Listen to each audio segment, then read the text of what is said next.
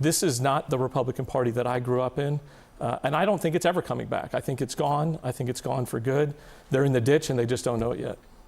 How are we in the ditch? We won the national popular vote last November. We won a crushing victory in the Electoral College. We won majorities in the House and the Senate. We just passed the big, beautiful bill. Peace is breaking out in the Middle East. Peace is breaking out on the African continent. Gas prices are lower than they've been in 4 years. Taxes are going to be low. Egg prices are down 69%. The southern border is secure.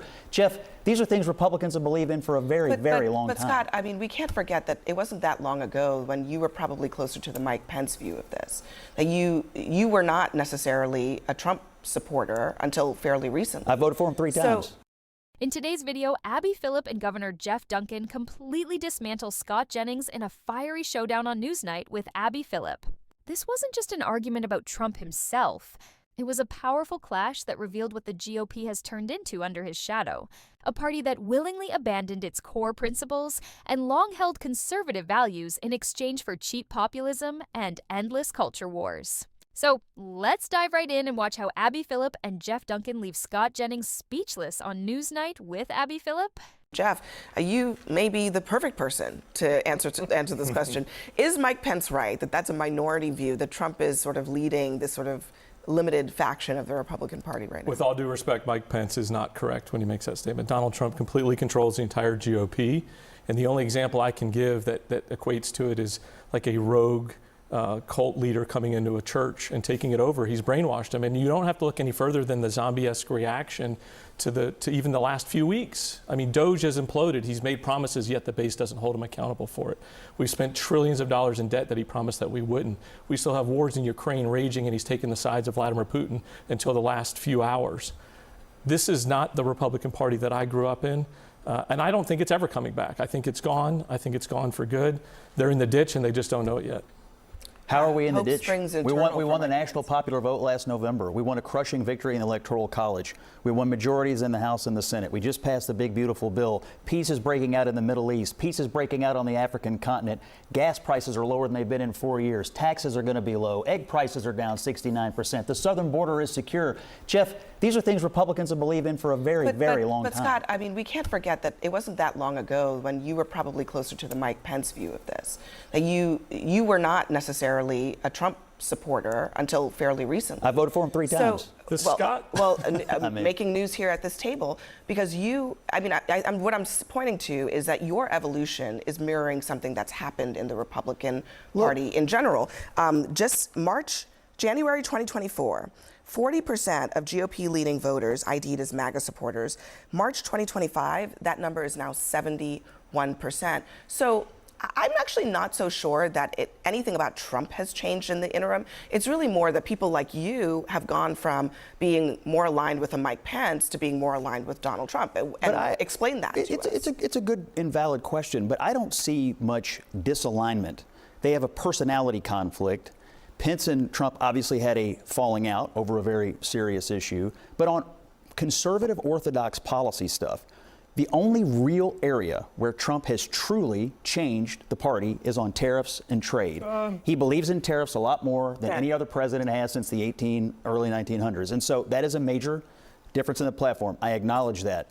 But on taxes, on the border, on pro-life, on having a strong military, and even now getting NATO strengthened with the 5%, helping Israel defeat Iran, he's not an isolationist. He is on many ways the same as every other Republican president of my lifetime and of your lifetime. There are some differences, but it's not as vast, I think, as you want it to be. Donald Trump does not remind me of Ronald Reagan. And the Scott Jennings, who was a Republican growing up, working for Mitch McConnell, George Bush, and others, very respectable Republicans, would probably not even shake hands with the Scott Jennings that's sitting here. In today's numbers, the transformation is unmistakable. Trump didn't merely capture a wing of the party. He remade the GOP's identity, and a recent Pew study shows more than 70% of Republican voters now say they're MAGA first. Conservative second, a seismic shift in who the party answers to. Fiscal discipline has been traded away too, with the national debt swelling by almost $8 trillion during his term, the kind of surge once unthinkable for a party that once boasted about balanced budgets. On foreign policy, the record is just as striking. While opponents suggest he strengthened alliances, Trump repeatedly threatened to withdraw from NATO, a move that would have handed a strategic win to Russia. And his public praise for leaders like Putin and Kim Jong-un shattered norms that Bush and McCain-era conservatives treated as sacrosanct. Jeff's cult leader analogy may sound strong, but it helps explain why ideas Republicans used to reject: exploding deficits, trade fights with allies, and weakened U.S. institutions are now cheered by the base, because this is no longer traditional conservatism. It's a new Trump-first ideology. I shook hands with Mitch McConnell this week, so A. B, Mitch McConnell and Donald Trump worked together to change the Supreme Court and give us a 6-3 majority to pass the tax cuts in 2017. Again, personal differences are Donald different Trump than policy showed alignment. respect to your former boss, Mitch McConnell? Do I you think he's he has shown respected him? respect to him? Yeah. Not always, no. If we asked you to find one day since his inauguration that he has not lied to you and your family, do you think you could do it? One day he's spoken publicly? Because he can't stop lying, Scott. And I do think the party's changed quite a bit. The Republican Party I grew up with would not delight in beating cops for a lie and then pardoning the people who beat the cops.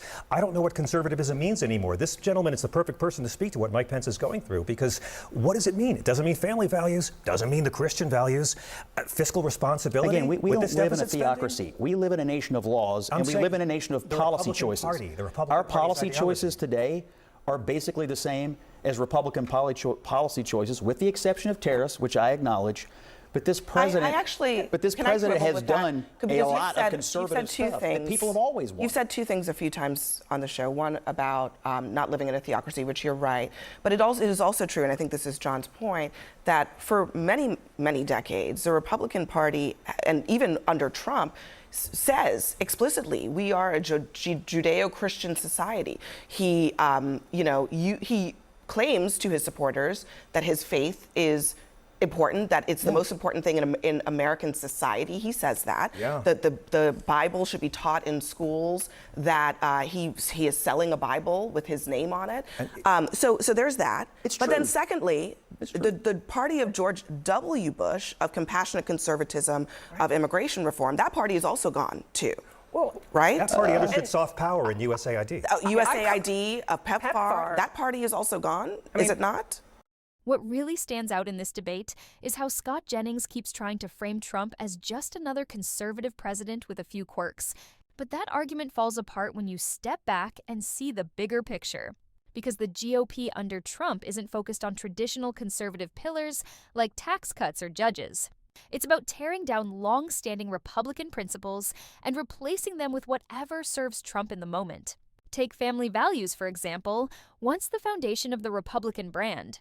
When leaders like George W. Bush tied policy to moral duty through programs like PEPFAR that saved millions of lives from HIV and AIDS around the world, but Trump openly bragged about sexual assault on tape, cheated on his wives, and even sold Bibles with his name stamped on them like cheap merchandise.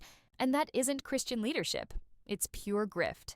The same goes for fiscal responsibility, because Reagan, Bush, and even Paul Ryan's GOP constantly preached about controlling deficits and debt.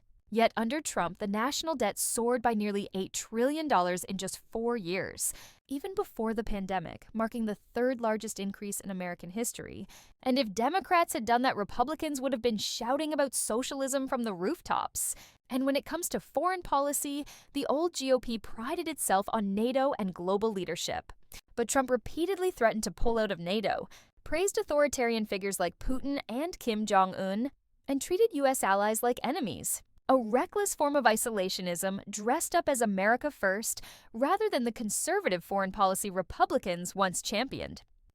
I come at this from a completely different position. I actually see a more welcoming Republican Party as somebody who comes traditionally from the left. And I say this with regard to 4 things that I outlined personally. So I perceive the Republican Party as being interventionist with foreign policy and now being more America first, although I did support what we did in Iran, but we're not engaged in a forever war as far as I can tell. And we were with Cheney and Bush. We have been previously. His position on abortion, while I am more to the left on this, it used to be fully pro-life. He's suggesting it goes to the states, and I believe he said he would never support a federal abortion ban. He said he wouldn't block gay marriage, which is something that I thought was always traditionally a conservative position.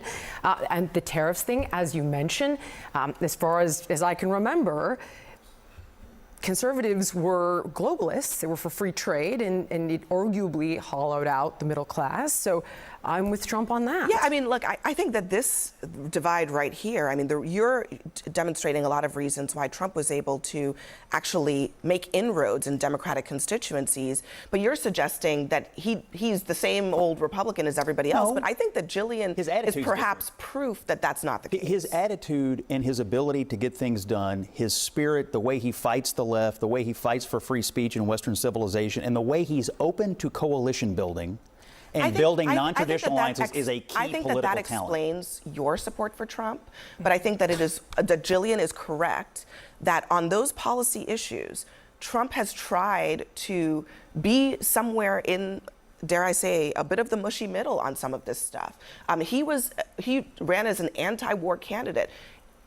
What he ran on versus how he actually governs, it shifts. But what he ran on and what he pulled people in on, I think, is the difference here. But I think we between also the two of you. Can't ignore not only Jeff and the divides here at the table, but the millions of people, thousands of people who consider themselves anti-Trump, who were once Republicans, and a whole movement of Republicans who, I mean, I can remember sitting at a meeting leading up to this election. I've got Bill Kristol sitting here. I've got, former friends, conservatives from across the aisle. We were all aligned in how do we defeat Trump. It was a meeting. How'd it work out? You know what, Scott? Just All right. Well, I'll tell you what. I'll tell you what. He's Guys, underwater on every did single not issue. dig Hold deep. on. Why don't you let me finish? Guys, we gotta go. My Last only point point. is, I think you can't ignore the fact that there are thousands of people who consider themselves traditional Republicans, like Jeff, who no longer see a home in the Republican Party. Let's take abortion, for example. Because while Trump tries to waffle and say it should be left to the states, we can't forget that he's the reason Roe v. Wade was overturned in the first place, proudly bragging about stacking the Supreme Court with justices chosen to dismantle reproductive rights. And now we see states passing extreme 6-week bans with no exceptions for rape or incest, even threatening doctors with criminal charges, something that never happened under Bush or Romney, but did under Trump. On foreign policy, Scott paints him as anti-war. Yet Trump actually escalated drone strikes compared to Obama, tried to pull U.S. troops out of Syria only to send them back in to guard oil fields, and in his final year approved a staggering $23 billion in weapons sales to the UAE, which isn't ending forever wars, it's profiting from them.